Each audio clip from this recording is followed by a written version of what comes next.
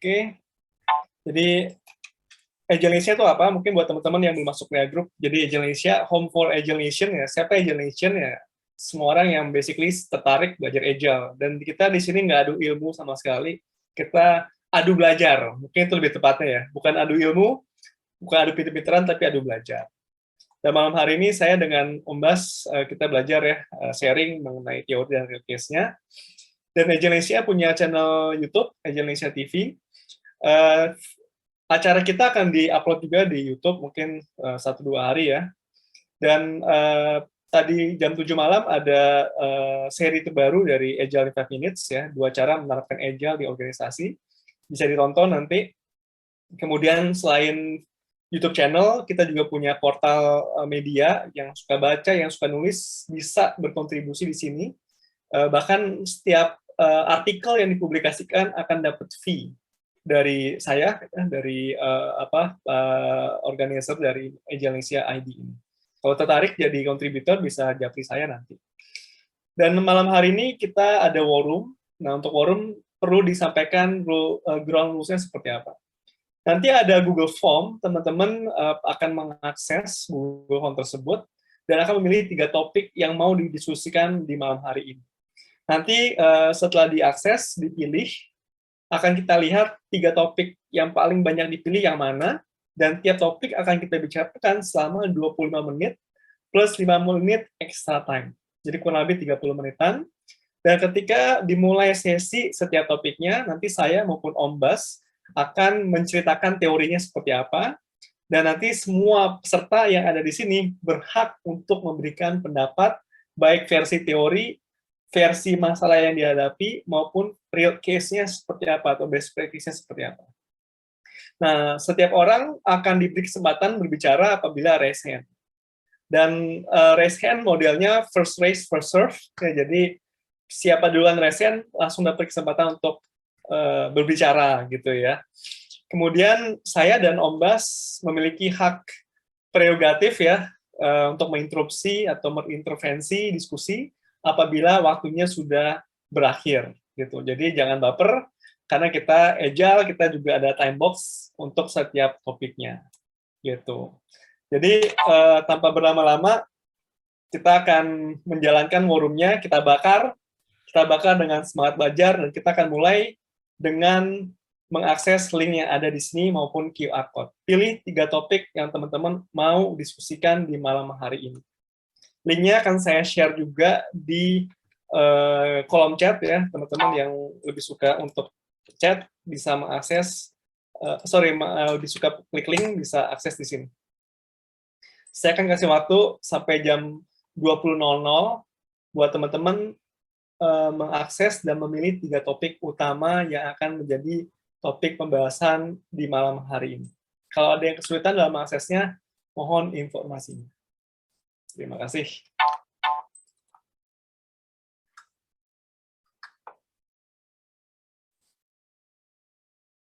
Ya, sudah ada 2 yang merespon. 3. Om Bas, kita berapa orang hari ini?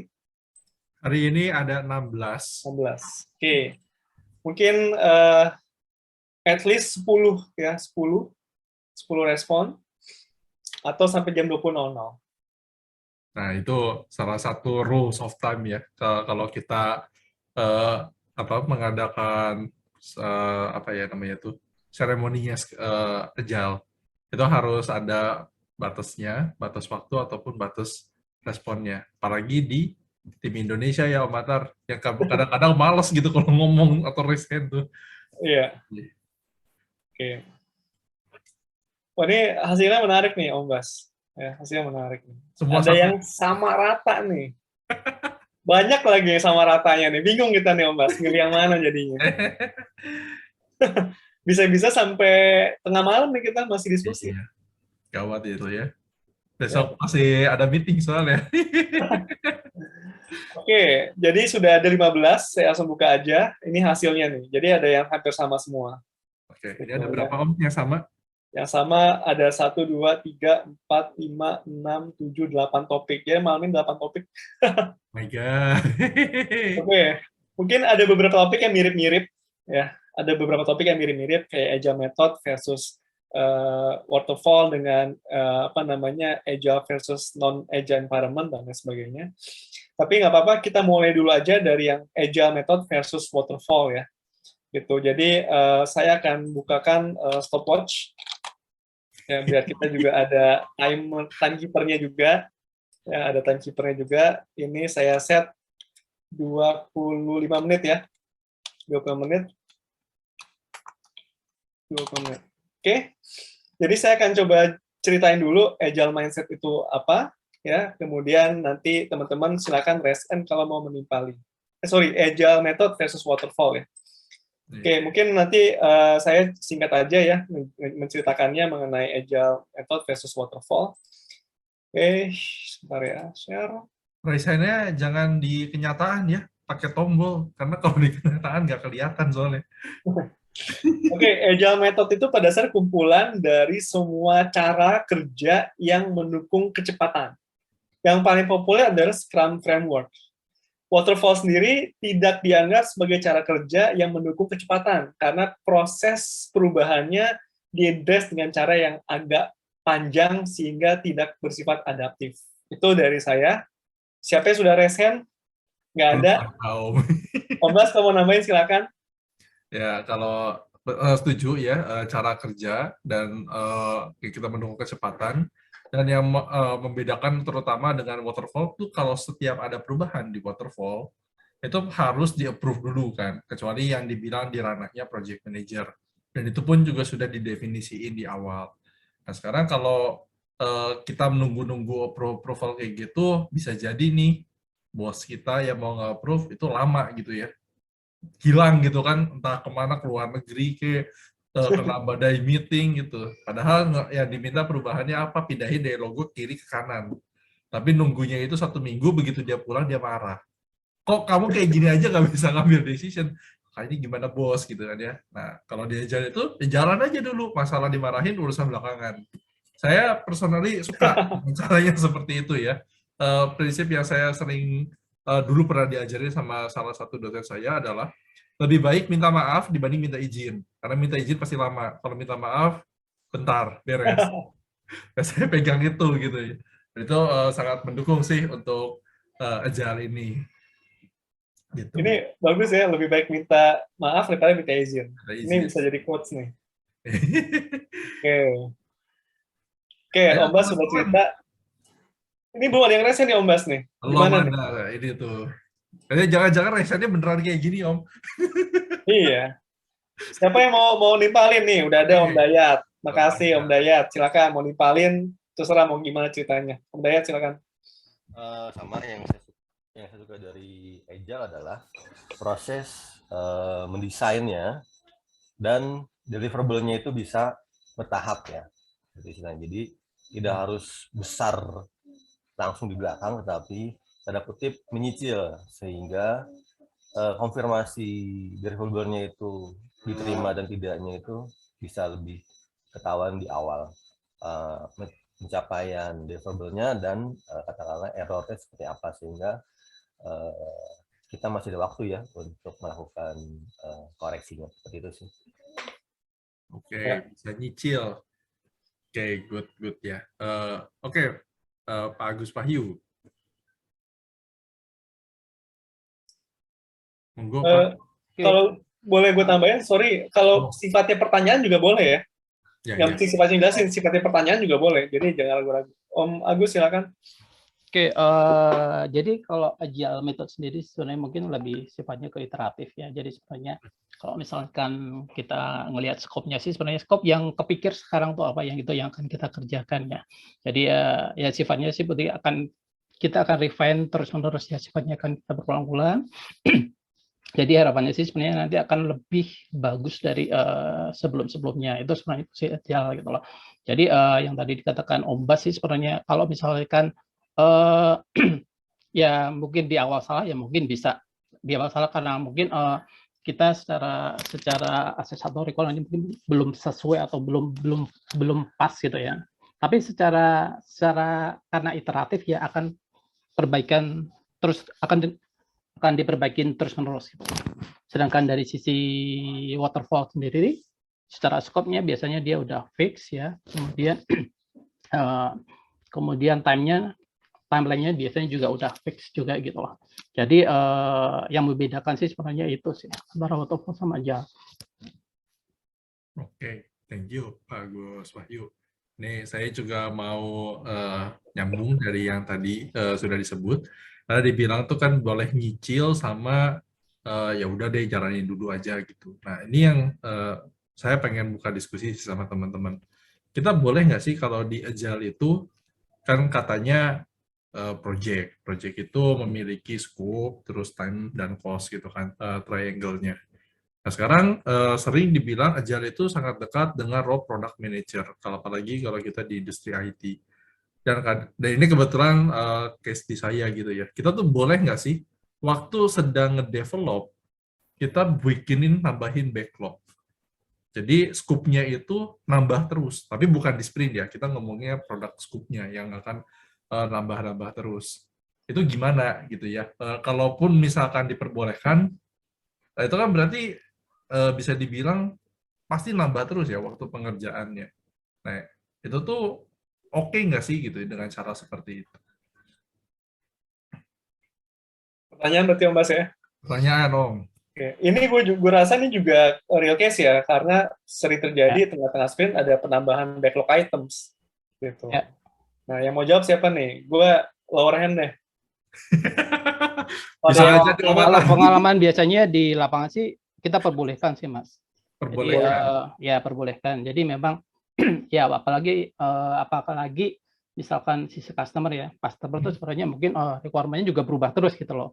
Jadi pertama dia requirement-nya A, kemudian dia jadi A+ gitu loh. Karena dia akan penambahan yang tadi saya bilang akan ada refine terus kayak refine tuning. Nah, itu sih sebenarnya yang namanya penambahan backlog ya. Meskipun scope baru tuh boleh ya Om Wahyu, Agus Wahyu ya. Scope baru. Iya. Boleh Scope baru. Kalau scope baru bertanya scope baru ya? Boleh lah. Boleh lah harusnya. Harusnya boleh. Harusnya boleh. Cuma kadang-kadang ada yang nolak gitu ya. Ya. Boleh. Betul. Oke. Ya mungkin itu bisa jadi. Ernest, resen nih Ernest. Coba Ya, Ernest nih. Pasti unik nih. udah dicap unik gue ya. Enggak mau nambahin aja. Sebenarnya kan kalau pengalaman ya, mungkin dari teman-teman juga ada pengalaman lain. Biasanya tuh sejauh ini tuh untuk yang project murni agile sama murni waterfall itu jarang. Mostly yang kita alami biasanya, kalau pengalaman saya pribadi itu lebih ke hybrid. Contoh, meskipun kan kalau waterfall itu biasa kalau project-project yang kontraktual, yang BUMN, project biasa standar di SI lah. Itu kan sebenarnya kan kontraknya waterfall ya. Kontraknya gitu. Nah, tapi biasanya biasanya mesin waterfall ya kan agile kan sebenarnya kan back to mindset ya. Ini jadi nyentuh mindset nih.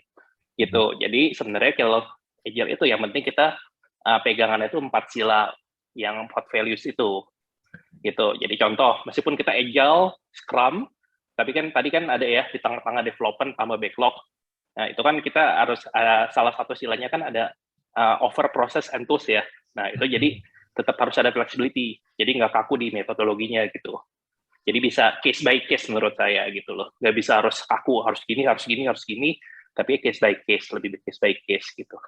Dan kalau yang tadi Om Bas bilang itu kan lebih ke, kalau menambah scope, nah itu kita harus balik lagi ke legality sebenarnya. Secara legality-nya itu seperti apa. Kalau misalnya dari kontrak itu ada proses addendum atau gimana, kita mau gimana pun harus ikut di situnya, proses itu. Kalau secara legal ya, gitu. Jadi back to legal sebenarnya. Kontraknya gimana waktu awal. Itu kasus yang ini ya Om, project-nya, scope-nya dimasukin ke kontrak, tapi dikerjainnya maksa pakai agile ya Om? Biasanya. Hybrid. Kalau maksa agile itu enggak juga. Jadi sebenarnya tergantung yang bawain juga, tergantung PM-nya juga. Misalnya kalau gue sih personally itu konsep agile lebih ke arah yang value sama 12 principles-nya. Gitu. Jadi nggak kaku harus scrum, harus ini, enggak. Gue fokusnya lebih ya sila pertama ya, interaktif, human interaction. That's the most important menurut gua. Jadi daripada pusingin metodologi bla bla bla bla, yang penting kita relasi sama customer baik. Nah, itu akan solve most of the problem kalau kita udah pegang itunya gitu. Thank you. Ini Om Atar, Raisen, monggo Om. Ya. Mungkin kalau yang tadi basically itu practical-nya aja ya. Semua orang punya approach masing-masing. Gue setuju sih dengan Ernest karena gue juga mengutamakan interaction dengan orang gitu ya. Itu diutamakan. Tapi gue mau balik lagi ke topik agile method versus waterfall. Ini mungkin berhubungan dengan scope juga ya, tadi Om Bas coba bring up ya case-nya. Jadi salah satu kendala terbesar ketika kita membuat kontrak dengan klien dengan mencoba agile adalah scope-nya sudah ada dan itu membuat kita, kalau gue bilangnya ya, jadi peramal. Gitu. Kita meramalkan lu mau apa. Gue aja nggak tahu bini gue mau apa nih. Makan malam yuk, kita makan malam yuk. Gue nebak, mau makan malam apa kamu? Nggak tahu. Gue nebak-nebak nih. Terserah. Gimana customer gue nebak-nebak customer gue mau apa ya? Gue nggak tahu gitu. So means jadi kalau gue approach-nya, scope-nya gue kosongin. Scope-nya gue kosongin, terserah mau apa, selama gue mengerjakannya within a certain amount of sprint that I actually sell to my clients gitu. Dan sini ada klien gue juga nih, nanti bisa di confirm langsung ada klien gue, jadi gue nggak make up any story ya. Ini ada klien gue yang nanti kalau berkenan cerita proposal gue seperti apa ya, gue nggak ada scope sama sekali gitu. Jadi kalau boleh gue panggil ya klien gue, mudah-mudahan available, lagi ngasih thumbs up. Mas Nofri silakan. Halo, malam Mas Atar. Ya. Malam teman-teman semuanya. Halo. Gimana? Tapi aku ngikutin dulu Mas, sorry soalnya aku joinnya agak telat banget tadi ini. Aku nggak ngerti topiknya, jadi ngikutin dulu aja Mas. Ya. Mungkin ini Mas Nofri, tadi saya bilang bahwa scope saya kepada Mas Nofri nggak ada kan ya? Bener nggak sih Mas? Wah, nggak ada. Saya malah merasa over deliver ini Mas. Oh, bener. Jadi Gimana? ekspektasi saya waktu bukan nge-hire ya, kerjasama sama Mas Atar lah ya. Saya pengen menstandarisasi proyek-proyek di IT lah di tempat kami. Dan Mas Atar itu ngasih proposalnya adalah dengan agile ya, sprint, 6 sprint waktu itu. Ya. Dan ada bonus sprint 0 adalah untuk mensosialisasikan. Pada awalnya sih saya bingung nih, kok proposalnya simple gitu ya. Setelah dijelasin sama Mas Atar pelan-pelan, ya agak-agak susah ya, namanya juga hal yang baru. At the end, semua yang di deliver sama Mas Atar, saya dapatkan, which is standarisasi si PMO dengan project-nya pun ada yang waterfall, ada yang agile, ada yang in between. Mas Atar bahkan bikin matriksnya tuh. Nah, yaitu at the end, bukan at the end sih, masih sprint 4 ya Mas Atar, baru mau masuk sprint 4 ini. Yeah. Yang di deliver sama Mas Atar itu di atas ekspektasi saya, karena Mas Atar cuma batesin, skopnya nggak dibatesin, cuma dibatesin 6 sprint itu. Nah, per sprint itu cuman 2 mingguan Mas ya. Jadi apapun bisa dimasukin tuh skop di situ. Yang fix adalah waktu dan biaya. Sayangnya biaya fix juga nih Mas Nofri ya. Iya. Bercanda. Thank you Pak Mas Atar. Ya, thank you ya Mas Nofri ya. Jadi itu balik ke mindset, kebetulan Mas Nofri juga satu frekuensi sama saya. Jadi sekali lagi saya nggak make up story, ini real case ya. Saya bikin proposal tidak ada SOW. Mas Nofri minta saya bikinin kopi ya juga, ayo nggak apa-apa, as long as it get prioritized. Mungkin tambahan balik ke pertanyaan Om Bas ya, bahwa Mas Nofri bisa confirm tengah-tengah sprint bisa ada penambahan, tapi kita hold ya Mas Nofri ya, sampai sprintnya berakhir baru kita prioritize. Mungkin Mas Nofri bisa confirm. Bisa, ada hal seperti itu, ada scope nambah di tengah ya tergantung product owner-nya. Kalau sekiranya itu prioritize dan make sense untuk masuk di sprint itu ya go ahead. Tapi kalau misalnya nggak make sense dan prioritasnya juga agak low ya kita hold sampai sprint berikutnya. Oke, thank you Mas Nofri.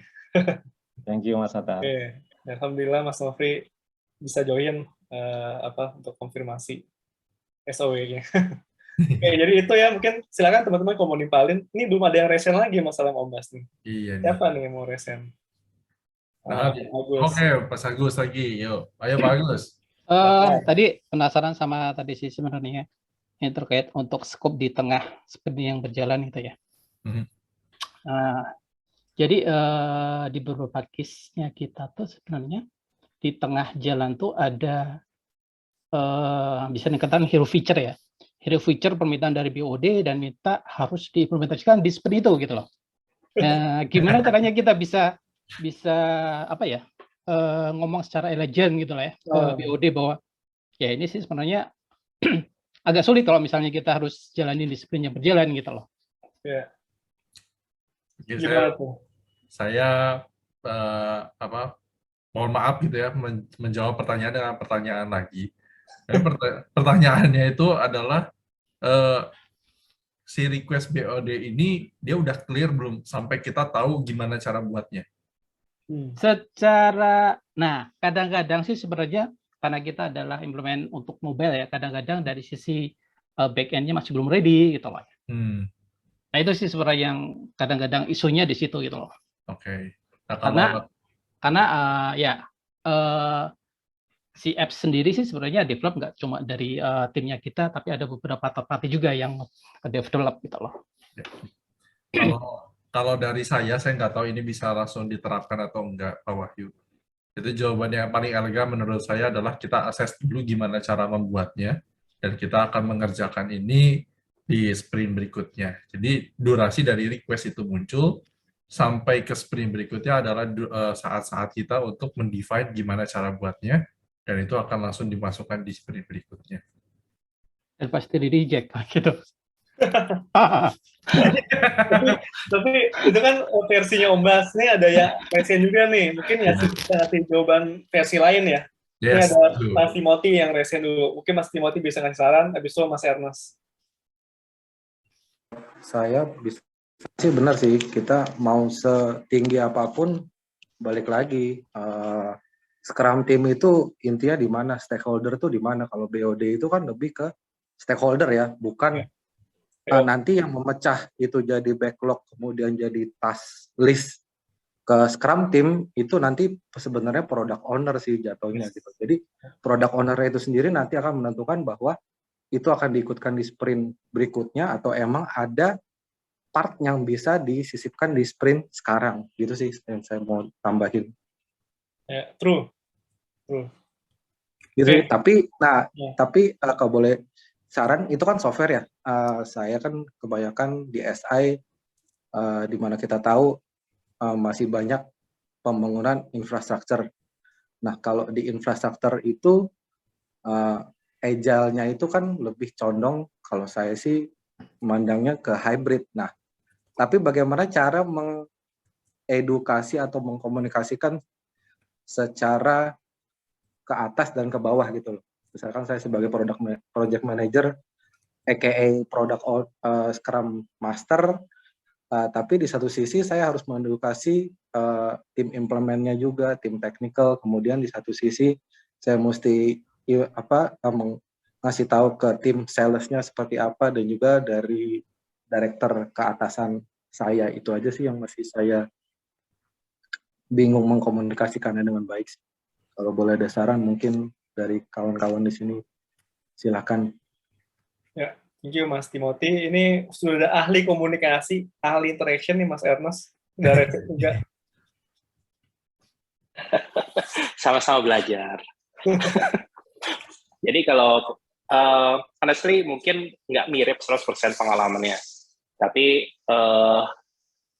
intinya pernah kejadian. Jadi customer minta ABCDEFG banyak banget gitu. Pertanyaan saya satu, itu semuanya perlu semua nggak? Gitu. Jadi kita perlu educate. Jadi itu benar tuh yang dibilang tadi Pak Timothy ya. Itu kita perlu educate mereka bahwa semua tuh hal-hal request itu nggak bisa simply disulap langsung jadi. Gitu. Jadi kita perlu educate mereka. Ini penting-penting amat gak sih? Ini project ini bisa jalan tanpa request tersebut, atau ini hanya personal request Sebagai BOD ada janji tertentu ke manajemen atau kemana, jadi dia request. Tapi sebenarnya nggak perlu.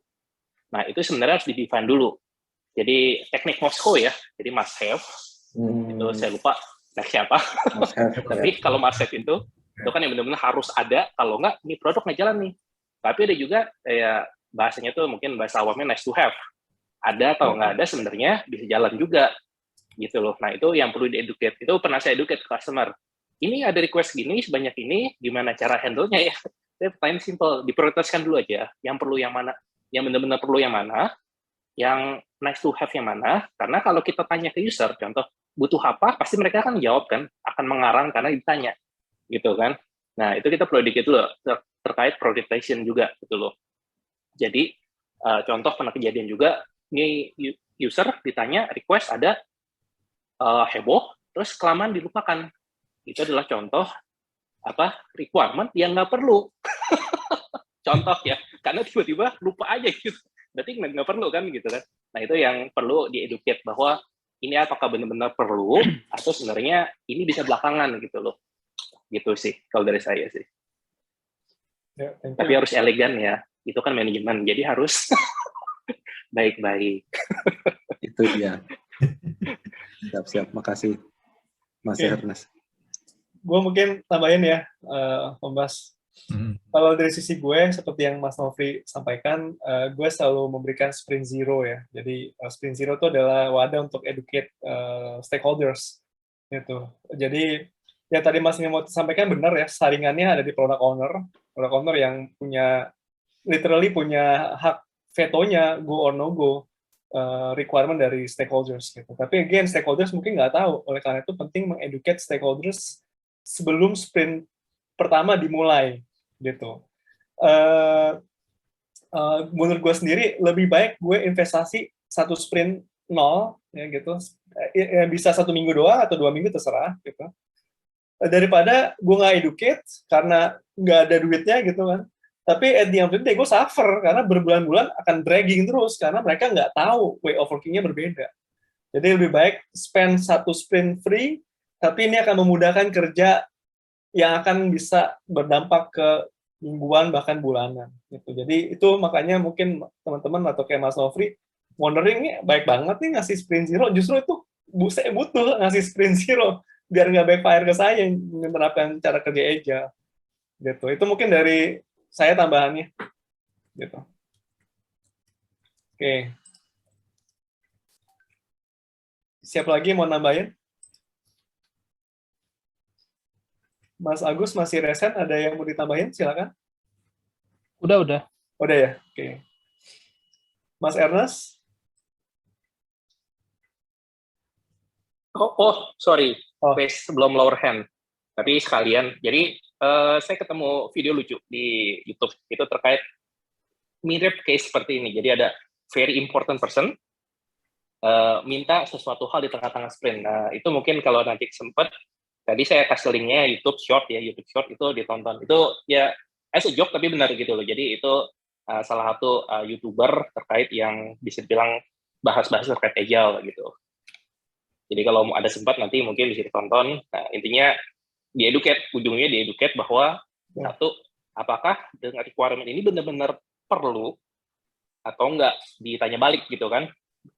Nah, kan jadi mungkin kalau manajemen masih rada make sense, nggak benar-benar egonya tinggi, itu bisa mengerti gitu loh. Tapi kalau udah ego tinggi pakai notabene pokoknya, ya itu beda kita ya. Oke, kata-kata paling sakti itu. Iya. Oke, masih ada 1 menit lagi. Ada yang mau nambahin? Silakan. Ini kita time box ya, Om Bas ya. Time box.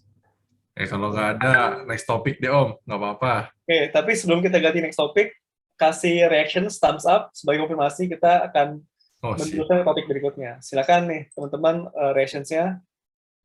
Jangan kayak saya, jempolnya beneran yang naik ya. Ya, jadi kalau sudah confirm, thumbs up, thank you. Kita balik ke topik-topiknya, ya. Habis Agile Method versus Waterfall, ini topik mengenai salah satu topik kesukaan gue personally, Ya, dan thank you udah pada banyak yang submit. Jadi kita diskusi aja ya mengenai agile mindset. Mungkin Om Bas yang mau buka, silakan Om Bas. Oke, agile mindset ini yang paling sederhana gitu ya. Kalau saya sih selalu saya belajar agile itu dari satu buku aja. Itu bukunya Mike Griffith, ICP Exam Preparation. Kayak dari situ. Dan itu muncul di chapter satunya dia. Bahwa dia bikin dua istilah. Doing agile versus being agile. Gitu ya. Banyak kan dari kita itu doing agile. Jadi kita dengar ada Scrum. Wih, gila Scrum. Sesuatu yang kekinian. Keren. Kalau gue naruh ini, gue terlihat looks like a professional. Gaskeun lah gitu ya. Saya nggak peduli itu teh apa gitu ya. Google sedikit keluar kan. Scrum ceremony, daily stand up, sprint planning, sprint retrospektif, sprint review. Apa itu? Ya udah pokoknya jadwalin, ada jamnya 3 jam, udah saya setting. Nggak tahu itu saya ngapain. Terus waktu dia jalanin, ternyata timnya diem-dieman gitu ya. Kebanyakan kayak orang kita gitu kan. Kelihatan dari zaman sekolah, kalau guru bertanya, 3 kali 5 berapa? Semua diam gitu ya. Padahal paling ini nggak jawab, 15 Bu, selesai gitu. Tapi begitu ada orang yang jawab dengan cepat, timnya sekelas gitu ya. Ini benar-benar sekelas karena saya pernah ngajar juga, langsung kayak tatapan sinis, lu sok pinter kayak gitu. Itu apa sih gitu kan ya? Padahal itu tuh membunuh semangat untuk kita tuh bisa mendeliver dengan fast. Itu yang akan terjadi dengan doing agile. Kalau kita menjadi being agile, pertama itu yang harus kita dapat tanemin seperti yang kata awareness, 4 values dan 12 principle. Itu yang harus kita mengerti dan kita tahu bahwa agile ini bukan satu-satunya jalan kebenaran gitu ya. Itu untuk menjalankan, dia tuh hanya way of working. Yang dibilang 4 values dan 12 principle, ya menurut orang yang mudah meriset itu merupakan suatu cara yang benar. Mau diterapin, bisa. Tapi kalau project yang mau kita kerjakan itu ternyata harus menggunakan waterfall, ya udah gitu, jangan sosok aja, nantinya lu gile gitu kan. Itu yang saya dapetin. Nah, baru dari situ diterapin. Oh, ternyata Scrum itu dasarnya begini, saya coba terapin, timnya saya edukasi, dan itu akan jadi good dalam menjalankan si proyek ini. Itu secara teorinya. Over to you, Om Atar, karena Om Atar raise hand. Ya, ini sebenarnya biar nggak, kalau nggak ada yang resen, jadi gue aja nanti mudah-mudahan men-trigger juga pada resen. Dari sisi gue mungkin gue suka mengatakan ada agile police ya. Polisi agile. Polisi agile adalah orang-orang yang mindset-nya nggak berubah, mindset-nya mindset kaku, mindset semua harus planning up front, semua harus according to the plan, semua apa yang mau dikerjakan harus catat, apa yang dicatat itu yang dikerjakan, gitu kan ya. Tapi mereka dengan mindset seperti itu doing agile yang tadi Om Bas sampaikan ya, bukan being agile, deh doing agile, and hasilnya dari yang saya pernah alami langsung first hand itu mess up sekali gitu. Sebagai contoh, kita ada sprint 2 mingguan dengan klien saya posisi bukan sebagai Scrum Master, saya sebagai project manager di Agile Environment is really mess up to be honest. Dan ketika selesainya lebih cepat, jadi katakan sprintnya harus selesai hari Jumat, kita Rabu udah selesai, kita diinvestigate oleh internal mereka. Baik saya sebagai PM maupun PM klien saya diinvestigate. Ada external managed service yang tugasnya mengaudit, saya nggak mau sebut nama perusahaannya apa, tapi very very popular ya among management consulting. Jadi lucu banget gitu, dipertanyakan berarti planningnya salah dan lain sebagainya, dan jadikan temuan. Aneh banget nih, akhirnya nggak lama kemudian gue bilang gue nggak terusinnya di sini, mohon maaf. Itu true story. Ada beberapa member Indonesia tahu persis keadaannya seperti itu, jadi teman curhat gue. Itu mungkin ya karena nggak mindset-nya agile, jadi dia ya bohong gitu. Doing agile yang tadi Om Bas bilang, not being agile. Oke, itu mungkin dari sharing gue. Ernest, silakan. Iya, sekedar menambahkan aja sih. Jadi emang kalau saya kan pernah sharing juga terkait agile di Metrodata ya. Jadi itu memang mereka mindset-nya tuh agile sama dengan Scrum. Jadi langsung ke situnya dulu metodologinya. Jadi right to left gitu. Sedangkan kan kita harus mulai dari left dulu ya, left to right. Jadi kalau ada gambar tuh mulai dari agile mindset dulu, 4 values, 12 principles, barulah tuh terserah mau extreme programming, Scrum, bla bla bla, tapi harus dari sisi kiri dulu. Nah, itu memang itu yang kita perlu educate. Jadi ya, ke teman-teman ya yang belum mengerti agile itu sebenarnya itu apa. Jadi agar jangan mereka terbalik, mereka menganggap agile itu ya adalah ya doing agile, menerapkan metodologi macam-macam yang keren-keren, Kanban, Scrum, tapi lupa values, 4 values sama 12 principles-nya. Itu memang ya harus educate, dan kalau educate sekedar ngomong memang susah. Jadi kita memang perlu ya itulah lead by example gitu loh. Ya tugas kita masing-masing gitu. Gitu sih. Oke, Om Ernest, thank you. Ya. Om Bas? Intinya tuh sama kayak yang ini kan, di sekolah lead by example. Oh, kamu mah baca buku doang, teorinya jago, prakteknya memble. Ya, tapi kan memang kayak gitu ya. Orang bikin teori kan sudah melewati berbagai macam apa sih namanya diuji dan lain-lain gitu. Terus kalau kamu nggak percaya sama teorinya, udah kamu bikin teori sendiri, coba aja sendiri gitu. Ya. Oke, Om Hidayat. Oke, tadi yang terkait being agile ya. Kita kan perlu mengeducate internal kita ya, seperti manajemen, kemudian tim lah gitu kan. Ya so far, saya sih lebih, kan ada ya katakanlah di masa saya itu ada yang katakanlah orang hardware dan orang software ya katakanlah. Dan memang kalau di tim PMO sendiri saya sudah ajarkan mengenai prinsip tersebut. Kemudian ke tim ini memang yang di programmer saya juga ceritakan juga yang mengenai prinsip-prinsip agile ini. Cuma kan kembali ya, mungkin saya juga belum mencoba ya untuk ngasih tahu prinsip ini ke engineer yang mikirnya dia adalah mikir hardware ya kan, pikiran dia ini apaan sih ngomong gini gitu kan, karena gue hari-hari gimana setting network, setting VM, setting vCenter gitu kan. Mungkin yang perlu kita jalanin itu ya menurut saya itu ya menggiring mereka ke mindset agile yang tanpa disadari mereka terbawa oleh mindset agile tersebut, sehingga ternyata kok proyeknya malah deliverable-nya malah enak ya dengan cara-cara seperti ini ya, yang katakanlah memang tadi seperti Mas Ernest bilang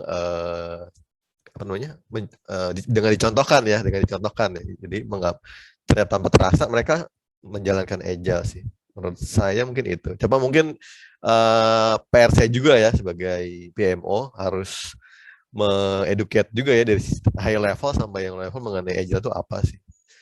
Ya pastinya di mana-mana penolakan terhadap agile pasti akan besar ya Mas Atar ya, gitu ya istilahnya. Boleh tapi ditanya ke Mas Lovri itu nanti. Tapi ya perlu dicoba ya dengan cara ya kita sendiri dulu ya, dengan mencontohkan dan melihat menunjukkan hasilnya ya seperti itu. Siap, itu dulu sih paling. Ernest? Oke, jadi nambahin. Jadi ini kan cara macam-macam ya. Jadi intinya banyak jalan menuju Roma. Jadi salah satu approach yang saya gunakan itu, saya nggak pernah mention agile. Karena biasanya kalau orang di mention agile, itu udah mikir macam-macam. Ada ya atau penolakan lah, apa sih, sok-sokan gitu kan. Jadi saya bahasnya ganti semua. Jadi nggak ada istilah agile, tapi kita contohin dulu. Nanti kalau udah terbukti, proven, baru kita ngomongin. Ya, saya gitu tuh. Itu salah satu. Terus saya ingat yang kemarin, Om Atar yang seminar Avenue ya? Iya. Nah, itu yang pembicaranya, saya lupa namanya tuh, yang dibilang selebriti project manager Indonesia. Nah, dia mention, kalau memang biasanya orang itu suatu perusahaan, itu akan lebih mendengar kalau kita panggil orang luar dibandingkan kita sendiri. Nah, itu good point sebenarnya. Jadi misalnya kalau mau educate, agar bisa lebih dengerin, mungkin panggil misalnya Om Atar gitu, suatu hal yang kayak celebrity project manager, jadi mereka bisa lebih dengar gitu. Itu salah satu ya, itu good point yang kemarin saya dengar dari seminar Avenue itu. Terus yang kedua yang tadi, yang secara saya, jadi semua istilah agile saya keluarin, nggak ada istilah Kanban, nggak ada istilah Scrum, whatever gitu, tapi ya jalanin aja, tapi kita giring mereka tuh, seperti Om Hidayat, kita giring by example, untuk being agile. Nanti kalau udah proven, udah enak, nyaman, baru kita ngomongin ini sebenarnya adalah agile gitu. Itu one of salah satu cara saya gitu loh. Terus pas dikasih tahu ini agile Pak sebenarnya, wah jangan nih kalau kayak gitu. Sejauh ini enggak sih, makanya harus bener-bener terbukti banget baru ngomongin. Biasanya mereka udah nggak bisa komen apa-apa gitu loh. Oke, thank you Om Ernest. Mas Nofri, silakan. Ya, cuma nambahin yang dari Mas Hidayat tadi benar banget sih, apa penolakan tentang agile itu akan datang dari mana saja dan akan lebih susah jika datang dari yang lebih atas lah daripada kita ya. Jadi waktu yang saya lakukan dan dengan bantuan Mas Atta lah ya udah kita fokus di circle of influence kita aja ya. Jadi coba saya tanamkan agile mindset-nya dulu ya ke teman-teman. Yang namanya agile mindset itu kan kayak mengubah culture company. Yang namanya mengubah culture itu kan bukan sesuatu yang pekerjaan sehari 2 hari, bahkan bulanan bisa tahunan kali ya. Ya udah, jadi saya fokusnya ke tim saya aja. Tadi adanya nggak ngerti apa sprint itu apa, terus sprint planning itu apa, pelan-pelan aja ke tim. Dan sudah jalan sprint 3 itu akhirnya manajemen saya itu ikut. Ya pada dasarnya sih beliau itu care lah sama anak buahnya. Akhirnya ikut dan appreciate banget gitu loh, bahwa agile way of working yang kita lakukan itu hasilnya nyata. Yang kalau kata one word dari saya agile itu apa, yaitu adalah konkret. Jadi apa yang kita kerjakan, definition of done, dan juga hasilnya itu nyata gitu loh. Jadi kelihatan, kalau orang kelihatan hasil kerjanya, kelihatan barangnya itu kan happy gitu ya. Nah, itulah akhirnya yang diapresiasi sama manajemen kita. Gitu Mas Hatta. Ya, daripada debat-debat Mas Nofri ya, meyakinkan dengan sesuatu yang masih belum terbukti ya udah. Kalau gitu ya kita proofin dulu aja dan let the result speak for itself gitu kan ya. Ya, betul. Apa sih namanya perbuatan lebih Action speaks louder. Nah, ya speaks louder, correct. Action speaks louder. Oke, berikutnya nih ada Mas Timothy, silakan.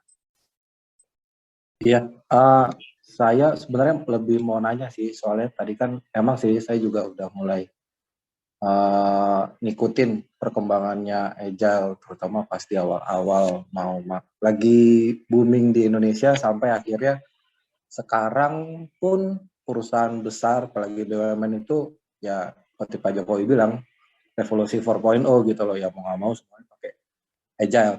Tapi bagaimana caranya Mas Ernest kan Metrodata nih ya. Metrodata kan seperti kita tahu banyak di infra, tapi saya kurang tahu juga kalau banyak di software gitu. Bagaimana caranya kita nggak usah undang dari outsider yang cuman koar-koar, bikin seminar dari direktur sampai project manager, PMO ataupun sampai tim leadernya implementasi, tapi dari tim internal aja kita coba bikin agile mindset-nya ini sih gitu sih. Soalnya kan ya balik lagi, seminar itu kan cuma sejam 2 jam ya. Mungkin kalaupun kayak Mas Atar juga project 6 sprint, tapi setelah 6 sprint itu apakah bisa, tentu kita bisa piloting gitu kan di projectnya Pak Nofri tadi. Misalkan di timnya dia aja yang fokus, tapi bagaimana menularkan, menginfeksi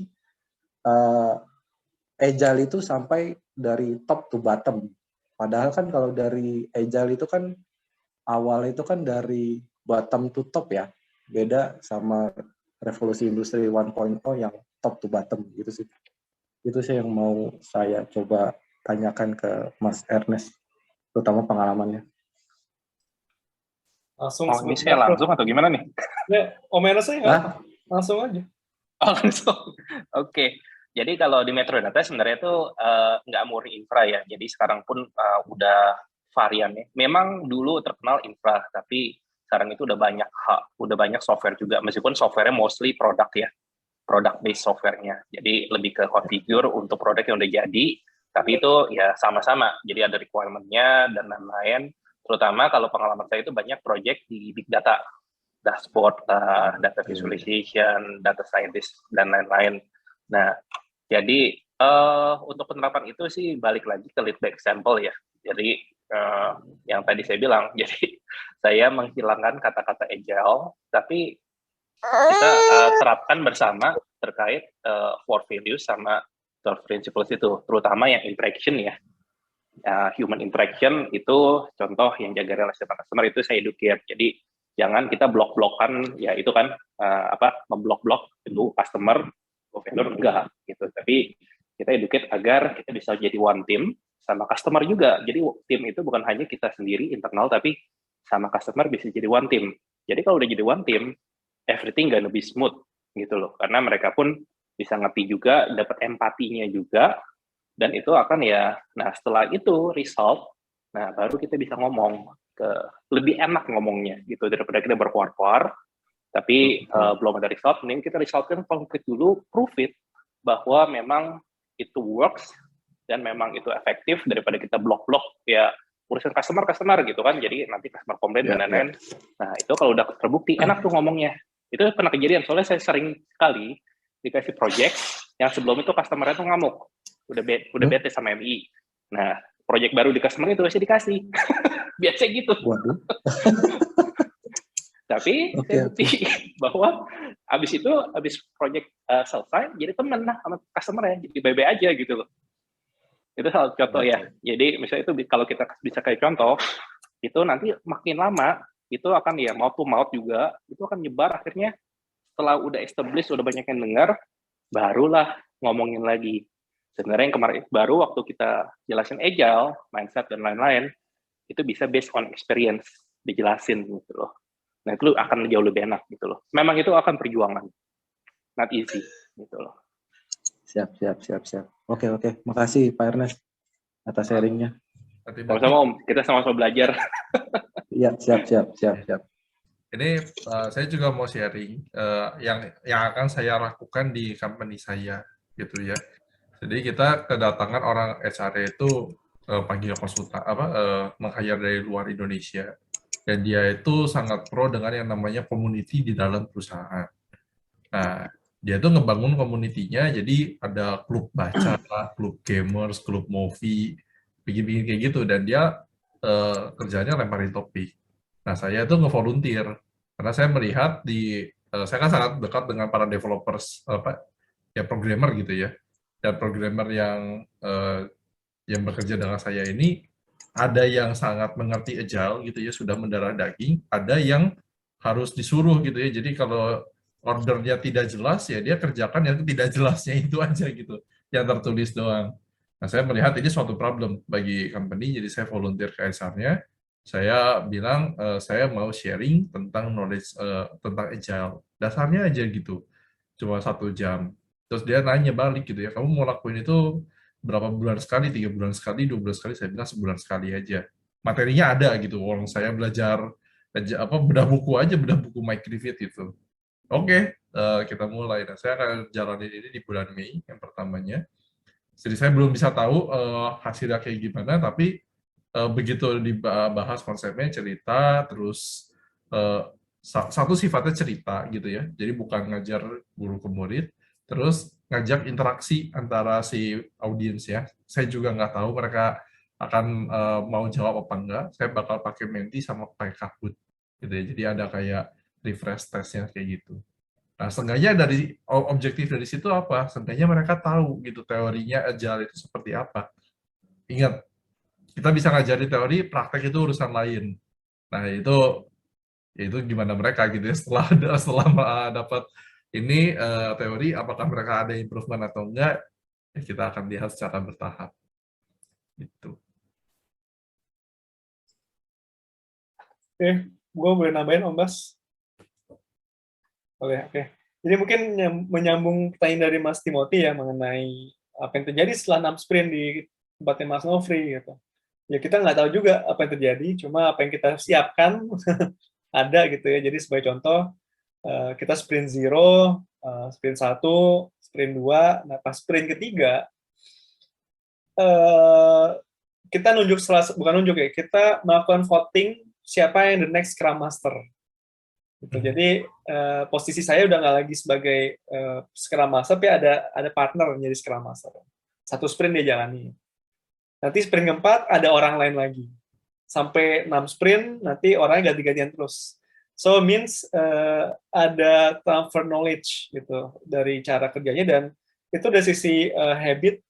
Yang kedua dari sisi way of working-nya, saya sendiri ngebikin, saya nyebutnya playbook ya. Jadi ada checklist di setiap event-eventnya Scrum Master tuh mesti ngapain aja. Itu saya buat. Simpelnya buka kanbannya, buka ini. Saya bikin sampai sedetail itu. Gitu. Dan saya nggak bikin cuma di tempatnya Mas Nofri, saya juga membuat ini di semua klien saya, di mana saya di-hire sebagai Agile Coach. Itu saya bikin sampai setiap sprint ganti background Kanban board-nya biar terasa lebih refresh. Itu saya tulis.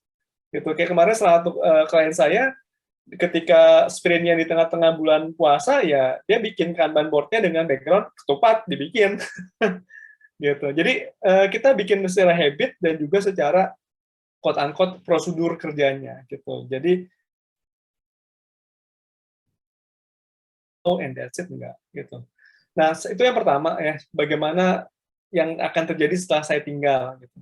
Yang kedua, tadi Mas Timothy menyebutkan industri 1.0, 4.0, betul 1.0 itu dimulai dengan top down gitu. Tapi yang saya alami di BUMN, saya megang BUMN juga, ya, holdingnya pula dengan anak-anak holdingnya, itu mulai dengan top down. Mulai dengan top down. Jadi ketika inisiatif Agile-nya dengan top down dan langsung direktur operasional dan portofolio. Ketika top down, kita bentuk tim Agile-nya, tapi saya bilang ke direksinya, sama yang saya bilang pada Mas Nofri, kita jalanin dulu sprint internally, jangan langsung nyuruh orang. Kita jalani 3 sprint, setelah dia udah ngerti way of working-nya, yuk kita tunjuk siapa yang akan jadi Agile, top down. Tapi ketika tunjuk, saya diminta oleh human capital-nya kriteria orang-orangnya siapa saja. Saya ngasih 2 kriteria. Yang pertama, orang mau belajar, dan orang mau bekerja. Ada orang mau belajar, nggak mau kerja, percuma. Ada orang mau kerja, nggak mau belajar, ya udah dia cuma keep doing the same thing. Saya minta 2 kriteria itu. Gitu. Akhirnya dipilih, dan ketika dipilih, kita jalanin sprint di tempatnya mereka, dan saya di sana sebagai coach, artinya dari situ ada Scrum Master yang saya dampingin kerjanya. Dan itu murni tidak ada IT-nya. Yang saya handle adalah perusahaan tambang. Gitu. Yang diurusin apa? Reduction plan, power plan, dan lain sebagainya. Completely different animal yang saya pegang di sana. Gitu. Dan it works until today. Gitu. Jadi itu yang saya encourage, dan saya juga belajar Spotify model. Saya suka karena saya percaya Spotify model way easier and simpler. Di sana kita ada yang namanya chapter. Ya, chapter itu adalah community yang tadi Om Bas sampaikan, ada grup game dan sebagainya. Kita bikin chapter Scrum Master, dan Scrum Master-nya kita adakan komunitas, sharing-sharing mengenai pengalaman mereka menghadapi case-case yang unik-unik. Salah satunya adalah dia jadi Scrum Master, bosnya dia jadi anggota tim. Gimana dia handle-nya? Itu ada kejadian seperti itu. Yang bisa terjadi ya di buku nggak ada. Yang kita bisa pelajari dari tacit knowledge-nya ini orang. Itu mungkin tambahan dari saya, Om Bas, dan tadi mungkin yang mau Mas Timothy. Thank you.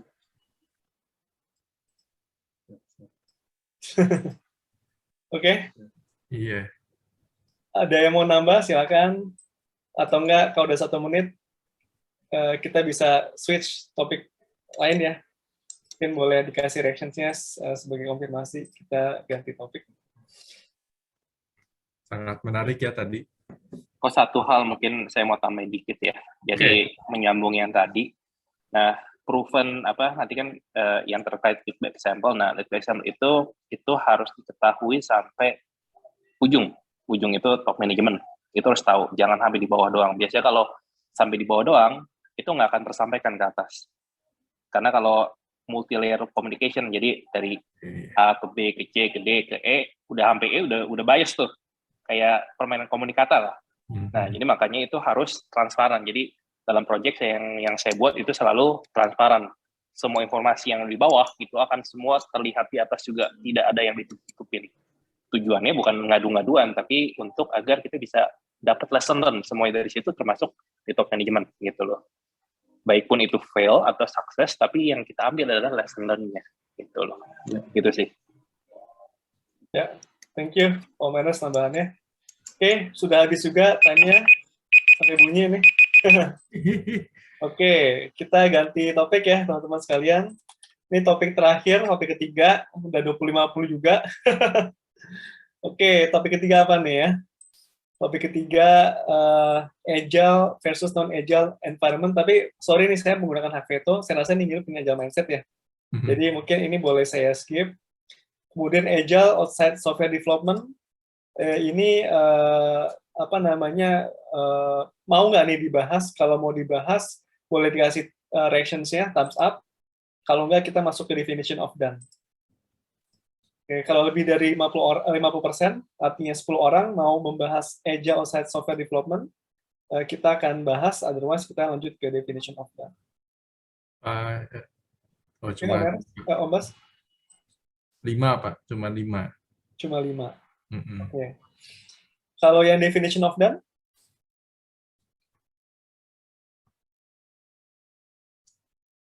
Raisena aja kali. Kalau lebih banyak, kita bahas definition of done ya. Oke, lebih banyak nih Om Bas ya. 9, Pak. Iya. Oke, nice. Sip. Gue tambahin juga deh. Oke, definition of done. Om Bas mau sampaikan? Silakan Om Bas. Boleh. Jadi kalau dari definition of done, itu buku di saya again ya, saya masih bacanya tuh cuma Mike Griffith doang. Jadi teori-teori saya tuh sebenarnya levelnya masih sangat cetek karena cuma satu buku. Di Mike Griffith itu dia bilang bahwa definition of done itu harus disepakati bersama oleh semua tim. Dalam artian tim yang ngerjain. Nah, kenapa ini bisa terjadi? Saya dulu pernah mengalami sebuah project. Ada saya, ada technical, sama ada sponsor. Sponsor bilang, dan-nya itu, kebetulan saya bikin software ya, adalah software itu bisa saya klik. Jadi si sponsornya bisa cobain. Mau itu di dev, mau di production, I don't care. Definition dan-nya saya, ya udah kelihatan gitu ya. Saya nggak usah klik, nggak apa-apa, tapi begitu saya buka linknya, ada. Definition dan si technical adalah selesai di coding, tapi belum di testing. Itu kelar itu. Project ya. 1 bulan isinya ribut. Kamu bilang tanggal segini live. Dan mana dan-nya? Bener sih, beres di coding bener gitu ya, tapi begitu di tes amburadul semuanya. Saya tidak bisa melihat hasilnya. Si sponsor saya minta pada tanggal itu juga nggak ada. Itu yang akan terjadi kechaosan. Nah, makanya definition of done ini, kalau menurut bukunya itu harus didefinisiin di awal, dan semua story yang dibuat itu harus memiliki definition of done yang sama, disepakati bersama juga. Gitu. Itu secara teorinya. Over to you. Komentar. Ya, biasa gue men-trigger diskusi lanjutan juga. Setuju dengan Om Bas yang tadi itu, it happens everywhere. Jadi orang-orang IT, gue termasuk orang yang berdosa, kan gue programmer juga dulunya. Kita tuh memang tricky banget lah ya, dengan segala macam bahasa yang ambigu. We are educated to be ambigu gitu ya. Tapi satu hal yang gue pelajari juga dari pengalaman megang beberapa klien, selain kriteria DOD-nya harus clear, ya, ada satu yang kadang-kadang underrated, satu hal yang di luar kriteria DOD, itu adalah kapan dannya. Gitu. Kadang-kala kita sprint review, ya orang IT sekali lagi nih Om Bas, ya kan masih ada 10 jam lagi nih sampai end of day-nya. Jadi, kalau orang IT ya, kan masih jam 10 pagi, masih ada sekian belas jam sampai jam 23.59. Kurang ajar emang. Gitu. Jadi kapan dannya juga harus clear. Let's say ya before sprint review jam berapa WIB tulis biar ekspektasi juga sama. Gitu. Itu yang kadang-kala nggak kelihatan ya kapan harus selesainya. Kalau kriteria DOD-nya ini salah satu subjek yang selalu dibahas. Saya rasa teman-teman juga punya pengalaman yang hampir sama ya dengan Om Bas. Tapi saya melihat dari sisi lain kapannya itu juga nggak kalah pentingnya. Gitu. Itu mungkin pembuka ya Mas Yasin nih, silakan. Ya, setuju sih Mas Atar nih juga memang real case yang sering kita hadapi juga ya, terkait definition of done ini, dan pengertiannya juga luas sekali nih, ekspektasi dari tim dan juga user itu terkait definition of done ini, walaupun sering kita bahas juga nih, kita lakukan awareness, kita maunya apa, kita objektifnya apa, definition of done-nya apa, tapi sering meleset juga. Kita mungkin real case-nya saya sedang ada project juga, ada 6 sprint ya, 6 sprint, setiap sprint juga kita lakukan sprint review. Di sprint review itu sudah jelas indikator definition of done-nya apa saja, tapi balik lagi gitu, jadi setiap sprint review itu pasti akan ada feedback ya, ada feedback yang sangat banyak apa namanya perubahannya gitu, ada minor, ada major, segala macam, dan itu menyebabkan kejar-kejaran antara development dan requirements gitu. Jadi requirements-nya growth, development-nya juga growth, tapi timeline-nya ngunci. Nah ini terjebak nih, mau gimana nih kita nih? Saya di mana langsung gitu? Saya di mana? Tolong ini ya. Jadi dari sisi usernya pengen yang ngunci timeline, tapi requirement sama development ini kejar-kejaran gitu. Jadi sering sekali dihadapin sih sama tim kita juga ya di lapangan, kesulitan development-nya juga. Ini gimana nih Mas, requirements-nya tambah terus, tapi ini kan kita sudah sepakat definisi sebenarnya seperti ini, tapi user maunya begini. Jadi ya itulah polemiknya di dunia ini ya, aplikasi mungkin yang sangat rigid, walaupun welcoming change juga, tapi ada rules-nya juga kan, kita balik lagi. Itu sih mungkin tanggapannya. Back to prioritization. Iya, Ya, prioritinya nggak ada nih. Juga Om Yasin. Oke, Pak Mismanto, monggo Pak. Ya, makasih Om Bas. Ini yang tadi Mas Yasin infokan kayaknya terjadi juga di proyek kantor saya tahun lalu. Nah, iya, makanya tadi tertrigger kan. Jadi kita masuk ke lembaga inilah yang pembuat undang-undang yang paling tenar lah, anggota dewan yang terhormat. Nah itu pada saat requirement gathering itu kan sudah jelas dari semua stakeholder ada hadir di situ gitu ya. Dan pada saat selesai meeting ataupun gathering requirement, kita selalu memberikan MOM gitu ya, dan di situ sudah jelas di state kan ada keterangannya apa, terus yang disepakati apa, mereka pun tanda tangan. Tapi di tengah jalan ya mungkin karena anggota dewan yang terhormat itu, jadi Mas ini kita pengennya sudah terintegrasi, kita pengennya sudah begini-begini, tapi itu di di SOW ataupun di KAK tidak masuk. Nah, akhirnya dengan ada salah satu tim kita tuh yang memang strict ya, kita back to SOW, back to KAK. Jadi apapun yang diminta mereka kita catat, kita masukkan backlog dan sebagainya, tetapi kita tetap mengerjakan definition of done-nya itu sesuai dengan SOW. Dan akhirnya apa ya, itu kita jadi kayak dibully lah, jadi ini apa perusahaan apa bla bla bla bla, masa begini aja nggak bisa gitu kan. Ya kan kita kembali ke KAK, yang buat KAK siapa? Otomatis kan dari pihak mereka ya. Nah, itulah makanya kadang dari sisi IT, dari sisi tim yang membuat KAK, kadang kalau di pemerintahan itu suka nggak sinkron gitu. Jadi pembuat KAK ingin mengajukan misalkan idenya atau kreativitasnya untuk bisa membantu pekerjaan mereka, tapi di sisi IT mereka berpikir oh ini sebenarnya simple, nggak usah dari luar gitu, kita aja yang bangun. Tapi kan kalau yang bangun dari internal agak gimana gitu kan, pasti waktunya akan lama dan sebagainya. Jadi nah walaupun di situ sudah ada MOM ataupun yang sudah disepakati bersama, nah ini juga kesulitan nih untuk menentukan definition of done-nya. Apakah kalau kembali ke SOW dan juga misalkan acuan dari KAK sebelumnya itu masih bisa dibilang sesuai, atau kita tetap harus bisa mengakomodir dari kebutuhan si klien? Mungkin itu sekalian bertanya Om Bas dan Mas Atar. Terima kasih. Izin jawab Pak Mismanto. Tapi yang setahu saya kalau proyek di pemerintahan, kalau kita do ekstramasi itu kita salah. Jadi dibalikan ke KAK-nya itu sudah yang benar sih kalau dari personal saya ya. Tapi kalau secara let's assume gitu, itu bukan dengan government gitu, dengan klien ya. Dan kita pengen bukan entertain sih, membuat mereka itu satisfied. Ya do extra miles is a good thing. Jadi kalau menurut saya ini lihat lagi dulu gitu kan. Siapa yang minta gitu. Gitu sih. Pak Ernest, monggo. Iya, itu sebenarnya kasus menarik ya, di mana itu sering terjadi lah, bukan hanya di government, ya BUMN, swasta itu ada terjadi. Jadi sebenarnya itu yang terpenting teknik sugar coating untuk penolakannya. Jadi kalau kita menolak customer itu jangan langsung say no strictly, tapi harus dibungkus cantik, yaitu case by case ya. Jadi kalau kita bisa menyampaikan dengan baik bahwa ini memang balik ke akar, misalnya contoh, ya Pak, tapi sebenarnya sesuai ke akar seperti ini.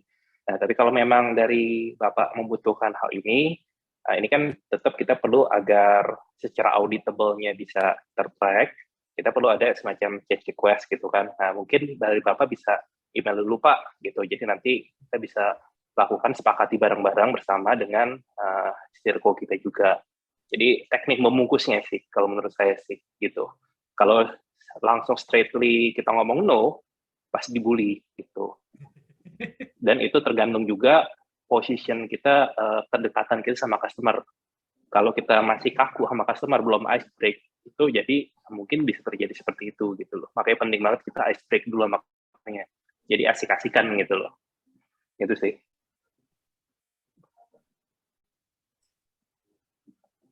Oke, makasih Om Ernest. Oh, tambahan, sorry.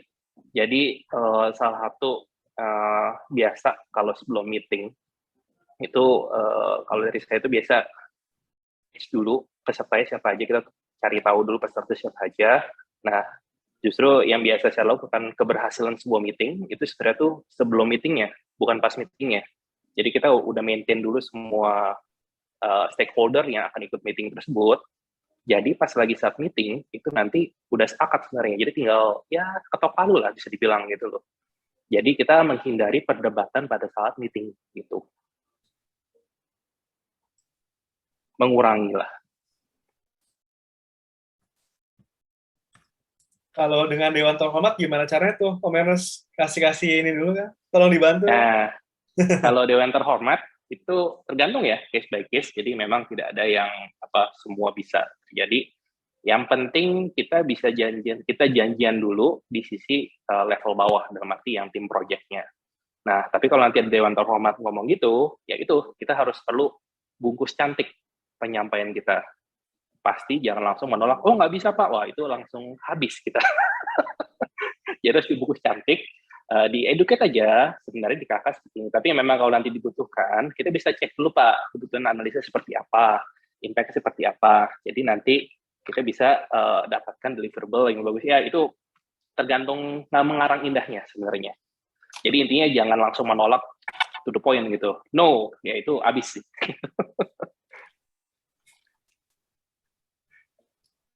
Oke, Om Hidayat. Ya menarik memang terkait definition of done ini ya. Mungkin menurut saya definition of done ini sangat erat kaitannya dengan selain product owners juga adalah key stakeholder-nya ya. Jadi orang orang kuncinya lah gitu ya. Jadi ketika ngomongin exit kriteria ya kita harus menuju kepada katakanlah si Pak Kepala ini gitu kan. Ketika Pak Kepala ini setuju lah kita merefer ke situ. Jadi katakanlah ya si product owner pun harus equal nih atau harus sependapat dengan si key stakeholder ini seperti itu. Dan memang di lapangan gitu ya, karena kita akan tahu nih dengan pola-pola ini yang pastinya kita akan komunikasikan ya kepada pimpinan kita internal dan salesnya karena ini adalah suatu resiko ya kan, suatu resiko. Jadi ini perlu dipikirkan gitu ya. Ya pastinya akan ada lewat waktu dan lewat biaya dan si sales ini harus aware lah gitu kan, aware akan ada seperti ini. Nah, kembali lagi menarik ya seperti yang tadi Mas Atar bilang di proyeknya itu tidak ada scope-nya gitu ya, malah ditentukan adalah sprint-nya. Nah, menurut saya jadi ada negosiasi nih dengan customer kita yang notabene adalah mungkin BUMN yang based on KAK. Jadi oke, Pak, tentukan dulu prioritas fiturnya apa aja yang mau dipenuhin, tanda kutip, nanti di UAT ya harus dilolosin gitu ya, harus dilolosin nih pas di UAT gitu kan. Nanti hal-hal yang tambahan-tambahannya itu ya katakanlah bisa masuk di masa-masa pemeliharaan lah seperti itu. Dan memang ya semua itu ada langkah-langkah negosiasi ya yang notabene itu dari sisi internal kita, sales, pimpinan harus aware ya. Ada hal yang katakanlah bisa over time dan ada over money. Menurut saya sih itu, tapi memang kuncinya DOD hubungannya dengan scope dan key stakeholder sih. Terima kasih. Oke, mungkin gue boleh nimpalin ya Om Bas, teman-teman. Mungkin gue mau bahas dari sisi lain ya, mengenai penolakan ya, cara menolak. Tadi mungkin Ernest tipsnya bagus banget ya, itu tipsnya bagus banget. Jadi persiapannya dan lain-lain. Tapi gue dapat pengalaman unik ya. Kebetulan pernah project juga dengan klien-klien asing ya. Gitu. Ini anehnya dan mungkin kita bisa belajar juga. Gue juga sebenarnya mau nanya juga nih ke sini. Kok bisa seperti itu ya? Contoh, kita pernah project dengan Jepang. Itu Jepang itu senang ditolak. At least yang gue pernah alamin ya, dia senang fair. Kalau memang out of scope, bilang aja, bilang ini out of scope, kita nggak kerjain. In fact, kita bahkan sempat berhadapan dengan kontraktor Jepang. Jadi end user kita berhubungan dengan kontraktor Jepang, kita diantaranya. Ketika end user ngomong ke kontraktor Jepang, let's say untuk speed up pekerjaannya, untuk dimajuin, which is sesuatu yang sangat common di Indonesia, itu kontraktor PM yang ngomongnya apa? Enggak. We cannot speed up the progress. We will finish by kapan lah, sesuai kesepakatan awal. Dan dia nggak berkutik, dia ngomongin kayak gitu.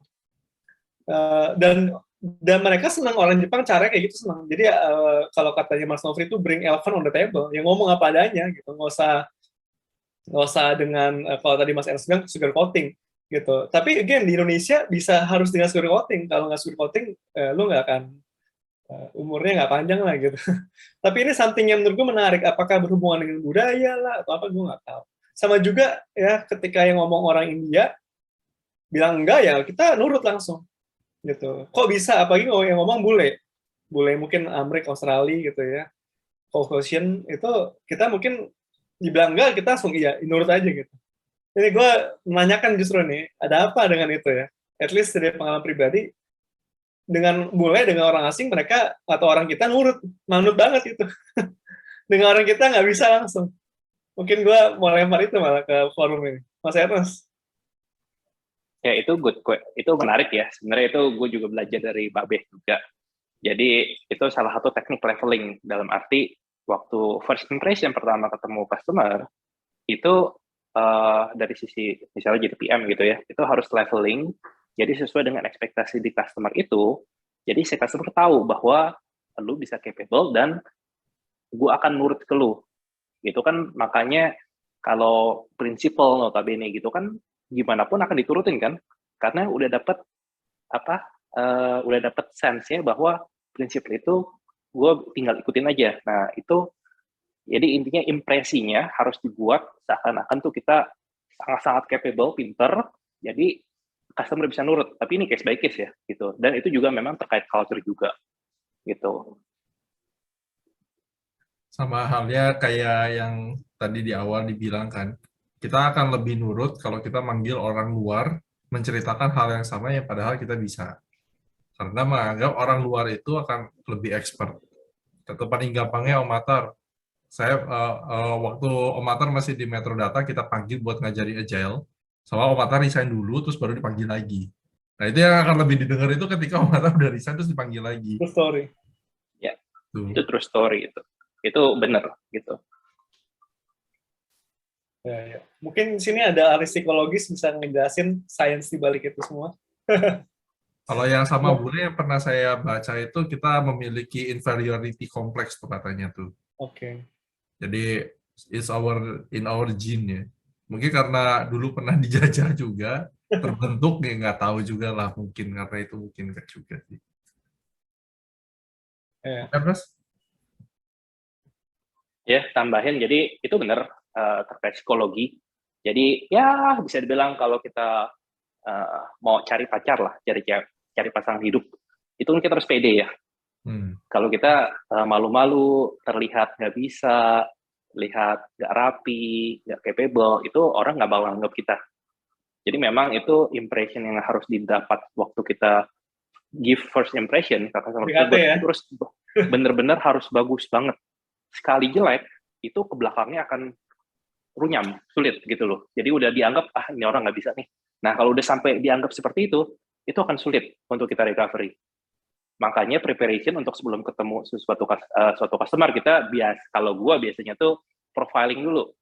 Customer gue googling, lihat di LinkedIn, tanya-tanya orang. Jadi pas udah ketemu, kita udah dapet feel-nya nih kira-kira customer seperti apa gitu. Dan kita juga bisa mengira-ngira.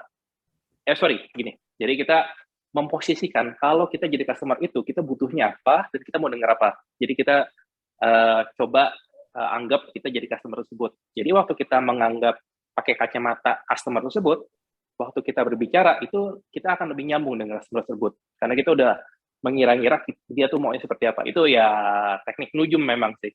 Jadi harus ada profiling dulu, cek-cek, background check dan lain-lain agar kita pas lagi ketemu kenal udah langsung dapat chemistry. Kalau udah dapat chemistry, wah itu udah enak tuh ke belakang gitu.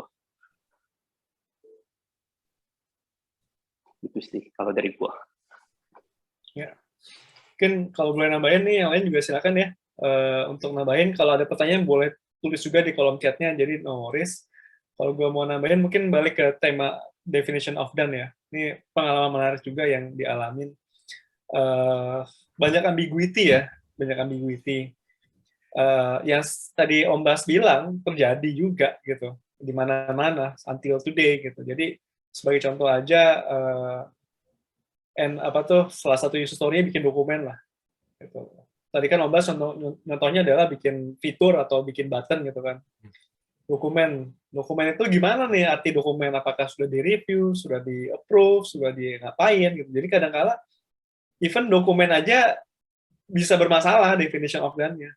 Gitu. Sehingga waktu itu kejadian juga kita membuat kesepakatan arti review itu apa, arti dokumen selesai itu apa, apakah sampai diberikan feedback, apakah sampai diterima saja, atau di-acknowledge tanpa ada komentar, atau sampai diberikan feedback dan juga dinyatakan saya menyetujui isi dari dokumen. Itu bisa macam-macam. Arti dari user story-nya adalah bikin dokumen. Itu bisa sampai seperti itunya. Gitu. Sampai harus sepresisi itu. Artinya, kadang-kala kita mikirnya ya udah bikin dokumen aja, tapi kenyataannya makna dokumen bisa macam-macam. Itu pengalaman pribadi ya. Gitu. Mungkin Om Bas mau nambahin, silakan. Justru mau nanya Om, kalau kayak gitu, apakah definisi, kan yang sepengetahuan saya, definition of done itu kadang kita masukinnya di dalam acceptance kriteria sama jadi spring goal ya. Tujuannya bakal kita capainya itu. Berarti kalau kayak gitu, setiap story bisa jadi memiliki definition of done yang berbeda-beda atau enggak sih Om sebenarnya? Ya, kalau kita bikin aplikasi, pada dasarnya definition of done-nya akan sama semua. Harus di-UAT-kan lah, harus di-deploy lah, whatsoever lah. Umumnya sama. Tapi kalau kita bicara penerapan agile di way of working, which is user story-nya akan berbeda-beda, satu bikin dokumen, satu membikin satu memberikan workshop, satu lagi konsultasi, macam-macam, itu di OD-nya akan berbeda-beda. Gitu. Jadi pengalaman pribadi, di OD itu pada akhirnya harus disepakatin bersama-sama dengan antara developer yang mengerjakan dengan si product owner-nya gitu. Dan pada akhirnya bisa kita buat satu standar DoD apabila jenis user story-nya sama semua, atau ya kita harus membuat DoD untuk masing-masing user story kalau memang variasi kerjanya cukup jauh berbeda. Itu mungkin. Oke. Terima kasih Om Atar atas insight-nya.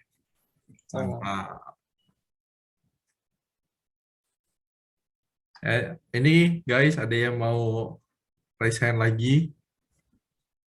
Masih ada waktu, jadi kita masih bisa diskusi juga. Oke, Pak Nofri, unggul.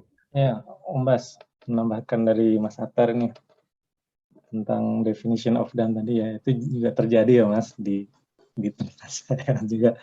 Masalah dokumen juga bisa jadi panjang lebar. Jadi kuncinya sih di waktu di sprint planning ya harus clear. pas retrospektif kemarin juga ada feedback yang bagus tuh, ngasih challenge ke product owner-nya itu harus si product owner waktu sprint planning itu men-challenge si developer untuk clear biar nanti waktu sprint review-nya itu nggak ada dispute. Nah, jadi mesti disepakatin dulu di sprint planningnya dulu gitu. Itu sih sedikit nambahin dari yang tadi Mas Atar tadi. Oke. Ya, mungkin kita sedikit behind story-nya ya. Jadi ketika sprint berakhir kita retrospektif. Nah, lucunya karena retrospektifnya juga secara anonim ya, nggak ketahuan siapa yang nulis, itu ada yang nulis bahwa ketika improvement plan-nya adalah ketika sprint planning, mohon kami di-challenge habis-habisan terkait DOD-nya. Ada yang minta kayak gitu, kan lucu ya? Jadi nantang gitu, tapi niatnya bagus biar nggak ada ambiguity ketika review dianggap ini belum selesai, terus dia bilang ini udah selesai, challenge habis-habisan. Ada yang seperti itu. Itu the power of retrospektif, jadi mengurangi gap komunikasi lah. Gitu, Om Bas. Mantap. Oke. Mungkin bisa lanjut ke closing kali ya, Om. Karena waktu dan kita nggak mau makin malam, tapi kita akan kita bawa ke War Room 3 kali ya, Om. Bisa jadi. Tapi ini mungkin ada Ernest, Resen, mungkin boleh sebagai penutup sesi War Room sebelum ditutup sama saya dan Mas Bas ya. Oke, tadi sempat lower end, soalnya saya lihat ternyata udah 30 detik. Jadi, nggak apa-apa. Jadi, tambahan juga, jadi terkait definition of done ya, jadi salah satu cara mungkin, jadi tetap ya case by case, tidak ada yang bisa langsung semua bisa kita terapin langsung berhasil, itu kita bisa drive, gitu. Misalnya kalau tidak ada yang bisa decision maker, misalnya nggak ada bingung lah yang bisa definisikan done itu apa, contoh mungkin dari product owner bisa kasih definisinya, ya udah definition of done ini seperti ini, A. Agree semua, kalau udah agree ya udah gitu. Jadi ya itu apa ya istilahnya ya, apa sih kalau keputusan satu pihak. Jadi kalau memang udah nggak ada yang bisa decision, ya udah kita yang decide aja gitu. Drive, jadi kita ngedrive gitu. Jadi sebenarnya kalau dalam project atau dimanapun sebenarnya ada dua pilihan kan, kita ngedrive atau di drive gitu. Jadi kalau nggak ada yang bisa ngedrive, mendingan kita yang di take decision aja. Kayak gini aja udah gitu. Tapi sesuai ya, maksudnya tidak boleh ngasal juga gitu. Gitu sih, tambahan aja. Negative confirmation kali ya, Mas Ernest? Menurutnya? Intinya semacam de facto lah. Jadi misalnya kalau nggak ada yang bisa, jadi mau gimana nih? Diem semua kan gitu kan, nggak ada yang bisa jawab. Dan misalnya contoh kan, gitu, ya udah gini aja deh, definition of done kita seperti ini, A gitu. Gimana? Kalian udah sepakat? Ya sepakat, udah gitu. Tapi harus sesuai dengan justifikasi ya. Yang kita sekedar tulis definition of done tapi tidak ada justifikasi yang clear gitu loh, sekedar nembak aja nggak bisa juga gitu. Oke. Ya, thank you Om Ernest. Oke, udah semua nih sepertinya, ada beberapa topik yang nggak sempat dibahas, tapi saya rasa kita memang pakai time box, jadi sudah selesai 3 topiknya. Mungkin sebelum ditutup, nanti ada survei yang perlu diisi teman-teman dan juga foto bersama ya. Mungkin Mas, gue izin ada yang mau disampaikan ya. Ini dari Mas Nofri ya. Ini saya thank you banget dikasih sharing ini oleh Mas Nofri. Jadi izin Mas Nofri, saya akan menggunakan nih kata-kata mutiara yang Mas Nofri sharing ke saya gitu. Jadi ini saya pas baca sangat sadar gitu ya bahwa oh ya betul juga nih kadang-kadang kita cross the line. Jadi kalau berselisih dengan pelanggan, kalau kita menang ya pelanggan akan lari jadinya. Kemudian kalau berselisih dengan rekan sekerja kita menang ya udah gak ada semangat lagi gitu. Kalau dengan bos apalagi ya kan, kalau menang juga ada masa depan. Goodbye. Dengan keluarga ini obvious lah, kita akan renggang, walaupun menang, kita juga akan kekurangan teman gitu. Dengan pasangan tidur di sofa gitu. kalau berselisih dengan siapapun, walaupun kita menang, pada prinsipnya kita kalah, yang menang hanya ego sendiri. Yang tinggi dan naik adalah emosi. Yang jatuh adalah citra dan jati diri kita sendiri. Jadi tidak ada artinya kita menang dalam perselisihan. Apabila mengenal teguran, tidak usah terus melenting atau berkelit. Bersyukurlah masih ada yang mau menegur kesalahan kita. Ini butuh butuh mental baja ya, mendengarkan teguran gitu. Tapi ini part dari agile mindset, bahwa kita dengerin feedback gitu. Jadi jaga selalu kekompakan dalam kebersamaan, jaga lisan, perbuatan, tulisan, agar tidak ada yang tersakiti. Semoga kita semua dapat menjaga emosi dan ego, dan selalu menjadi manusia yang pandai bersyukur. Amin, semoga bermanfaat. Itu mungkin kata-kata mutiara yang saya kutip dari Mas Nofri. Mas Nofri, kalau ada yang mau ditambahkan, silakan nih dari source-nya. Jadi dari teman juga sih Mas dapatnya. Tapi itu pas dapatnya momennya juga pas kan. Kemarin juga sempat kita lagi berselisih lah dengan salah satu vendor kita ya, walaupun kita klien sebagai mungkin ya yang punya kuasa lebih, cuman ya nggak gitu juga. Nah, kalau kita merasa menang juga artinya kita kalah juga, proyek kita nggak akan selesai dengan bagus gitu kan. Makanya ya wis, kita lower voice, kita drawback sedikit untuk bukan berarti mengalah, bukan berarti kalah ya, tapi kita tujuannya satu cari solusi sama-sama gitu. Jadi jangan nurutin emosi lah, intinya gitu sih. Ya, thank you ya Mas Nofri ya. Tepuk tangan dong buat Mas Nofri nih. Udah sharing mantap Om. Pelajaran bagus nih. Nanti saya very true. Ya. Kayaknya Mas Atar mau nampilin ini. Saya share di WA group ya Mas Nofri ya, Agelesia. Bagus banget nih. Oke. Monggo Mas. Om Bas, mungkin silakan buat ditutup, nanti saya sambil buka ini ya untuk surveinya dan nanti foto bersama. Om Bas silakan. Oke, terima kasih teman-teman semua yang ada di sini, komunitas Agelesia. Saya dan Om Atar mengucapkan terima kasih atas kehadiran dan partisipasinya. Nanti besok-besok kalau kita buka lagi war room, banjiri pertanyaan biar kita bisa makin pintar bersama. Mantap. Oke. Thank you, Om Bas. Ini silakan survei diisi ya, teman-teman. How do you like the war room? Feedback juga buat kita semua. Ya, mungkin ada yang kurang berkenan, let me know aja supaya kita bisa mengimprove the way kita menjalankan war room ini. Kalau sudah pada isi, nanti kita foto bersama ya sebelum kita tutup.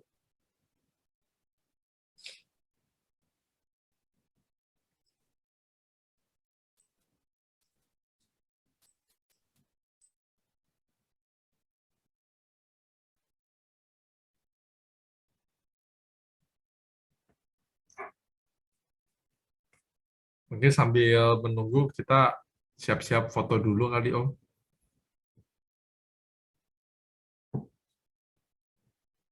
Gue ambil sisir dulu kalau gitu bro. Ini bisa pakai ini kan, filter-filter gitu. Oh iya benar, ide bagus bro. Pakai filter. Oke. Baru ada 6 yang merespon feedback-nya. Silakan yang lainnya untuk memberikan feedback-nya. Ini how can we improve? Macam-macam nih. Jadi bagus nih Om Bas, bisa kita diskusikan nanti ya. Siap. Oke. Filternya dipasang ya teman-teman. Gue pakai filter andalan gue. Bajak laut.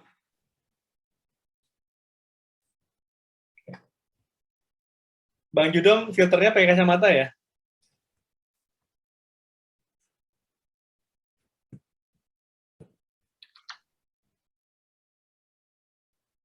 Oh, sih, ini ke sensor ya. Jangan. Wah, Om Bas itu jadi Ready Player One.